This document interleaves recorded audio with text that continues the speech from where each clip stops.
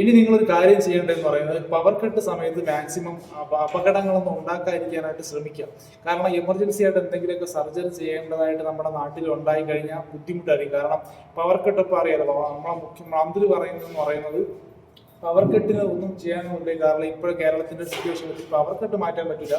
വേണമെങ്കിൽ അരമണിക്കൂർ കഴിഞ്ഞതിന് ശേഷം സർജറി ചെയ്യാം. ഓക്കെ, എമർജൻസി സർജറി ഒക്കെ ആണെന്നുണ്ടെങ്കിൽ പവർ വന്നതിന്, അതായത് കറണ്ടൊക്കെ വന്നതിന് ശേഷം സർജറി ചെയ്താൽ മതി എന്നാണ് നമ്മുടെ മന്ത്രി പറയുന്നത്. അല്ലെങ്കിൽ മറ്റൊരു ഓപ്ഷനായിട്ട് പുള്ളി പറയുന്നതെന്ന് പറയുന്നത് ജനറേറ്റർ വാങ്ങിച്ചു വയ്ക്കണം. ഈ ജനറേറ്റർ ആര് വാങ്ങിച്ചു വയ്ക്കണം?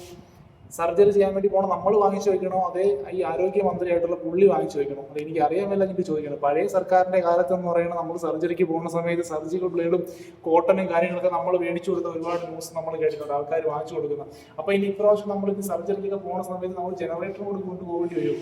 കാരണം എമർജൻസി ആയിട്ട് എന്തെങ്കിലും സർജറി വന്നു കഴിഞ്ഞാൽ ഈ അരമണിക്കൂർ വെയിറ്റ് ചെയ്തതെങ്കിൽ ഒരുപക്ഷെ രോഗി തട്ടിപ്പോകുന്ന അവസ്ഥ ഉണ്ടാവും. അപ്പൊ അങ്ങനെയുള്ള സിറ്റുവേഷനിൽ ഒരുപക്ഷെ രോഗിയുടെ കൂട്ടിരിപ്പായാലും അവരുടെ ബന്ധുക്കളോ ആരെങ്കിലും ഈ ജനറേറ്റർ കൂടി പൊട്ടിയെടുത്തോണ്ട് പോകുന്നത് നല്ലതായിരിക്കും നമുക്ക് തോന്നുന്നു കേട്ടോ.